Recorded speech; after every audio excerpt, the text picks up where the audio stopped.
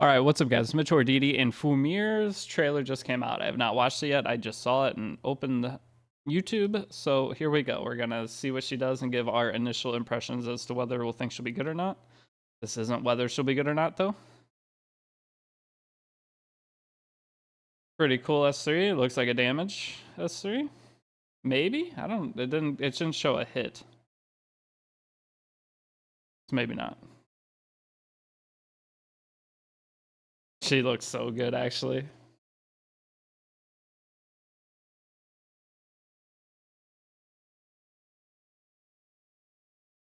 Her sprite's pretty good too. A lot of people are gonna be obsessed with this character. I can already tell. Okay, so mage 115 speed with effectiveness. That's eater, right? Or effectiveness, effect resist? Not sure who that's the same as. But the fact that she has effect resist, it's like Flitica. Flitica's 114. So building her is gonna be about the same as building her, but the bad thing, no guiding light. Okay. So here we go. At the start of fire and earth elemental allies' turns, and at the start of the caster's turn, grants elemental wisdom to the caster. After attacking on the caster's turn, when elemental wisdom is stacked to 3, consumes all to activate Fruit of Knowledge. So elemental wisdom increases defense by 5, can stack up to 3%, 5%. Granted by an ally other than the caster. So it's she alone just gets it? Yeah. Okay, so she gets extra defense. Fruit of Knowledge dispels all buffs from all enemies. Wait, and this is against fire and earth? Wait, this is weird. At the start of allies' turns, though. Okay. So 75% chance to put them to sleep for 2 turns. What is this? What are these characters coming out? These characters are just getting more and more complicated. This is actually ridiculous. So whenever it has 3 stacks, you are going to dispel all buffs on a non-attack hit, it looks like. It doesn't say attacks the enemy, so it's just on a non-attack hit. Dispels all buffs, puts them to sleep, and defense breaks them just for existing on the board. Just for existing. And she's extra tanky, too. She's a mage, I'm pretty sure, which means you could put her on book. Okay. So luckily it's no blue characters. They did balance it at least, so you can't ran Piera first. That's good at least. And it kind of pushes away from an ML5 meta. Maybe make some of the RGB characters a little bit better. So let's see this. Up to 100% chance and 75 to defense breaker. 80.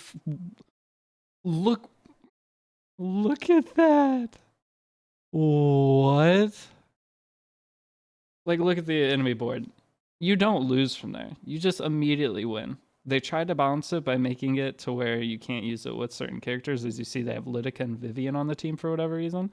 But look at the enemy's board. You just won. It's 2 turns sleep? Wait, what? Okay, hold on. All right, so after attacking on the caster's turn, so she has to get a turn, though, and attack to get this. But dude, it doesn't matter if you go second. This is just super anti-standard. That's crazy. She's all right. So, but it didn't attack, right? It just wait. Why does it say 9,000?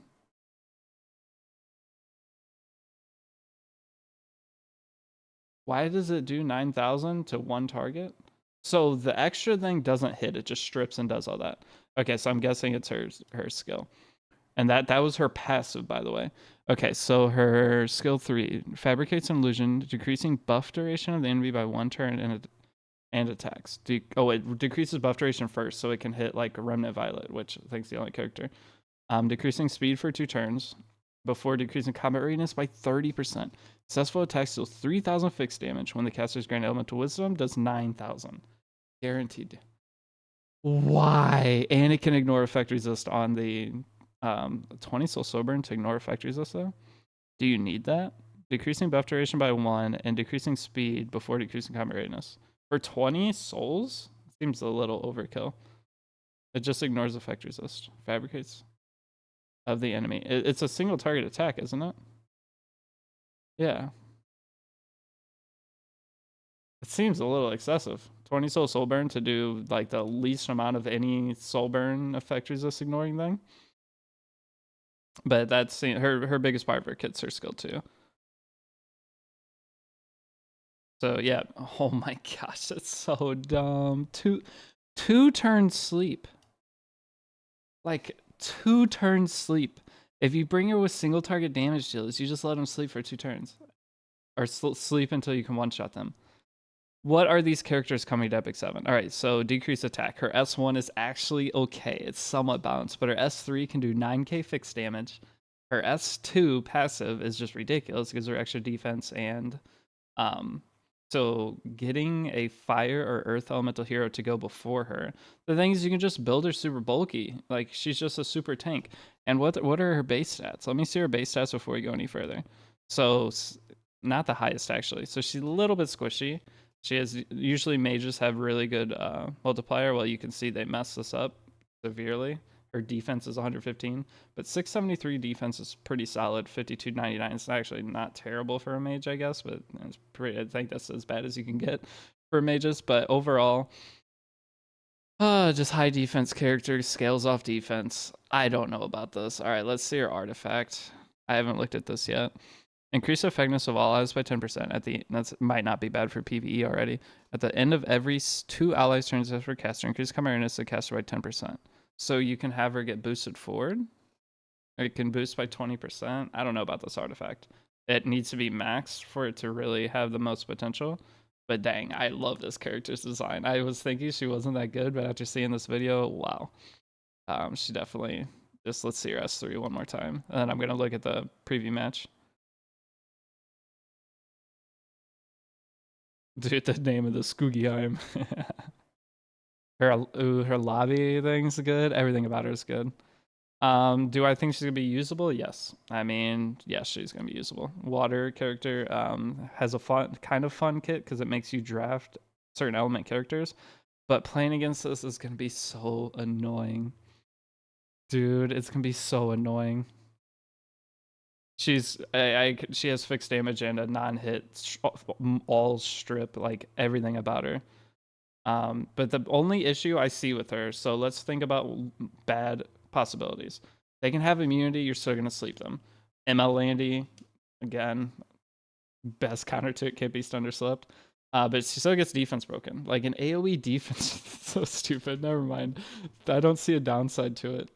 I don't see a downside. The only downside is you have to use fire elemental heroes and grass elemental heroes. And fire elemental heroes suck. Grass elemental heroes are mediocre, generally. Aren't many that you would use. I don't know what I would use. I don't know how I'd use her yet, but I'm sure some people are going to cook up some comps. But I really like that idea of the element thing because it pushes away from ML5s. So let's just see this match. I'm just going to watch the match out real quick. She seems like she's going to be super, super annoying to fight. But I don't know. If you basically can't draft ML5s with her. If you draft ML5s with her, like the whole team's just dead. Like, you can't draft ML5s with her because if they ban one of your characters, she's not going to get her thing for multiple turns. This Euphine could solo him, by the way. Is it on lifesteal? Oh, it's on healable. Okay, nice. Yeah, this Euphine could solo. Euphine is so strong right now, but so S3 9k fixed damage, 3k otherwise. That's not terrible. Well, no, it's an S3. That is pretty terrible damage, right? Even 9k is not that great, but guaranteed 9k is nice. So that is it. That is the character. Let me know what you guys think. I think she seems, I want to say almost balanced because trying to draft fire and grass units is going to make her any character that relies on other characters to work well is usually rough. But the thing is, you just build her bulky 190 to 220 speed to go after your characters, and you're probably fine. But the thing is, what fire and grass character is going to be 230 speed? I don't know. It's going to be weird. She's going to be a very weird character. But if she works as well as she does, that seems broken. These kits that they're releasing on these characters are just getting absurd. There's no like simple kit character that just performs. They have to make a Yu-Gi-Oh card out of the character. But again, let me know what you guys think. I'm excited for her.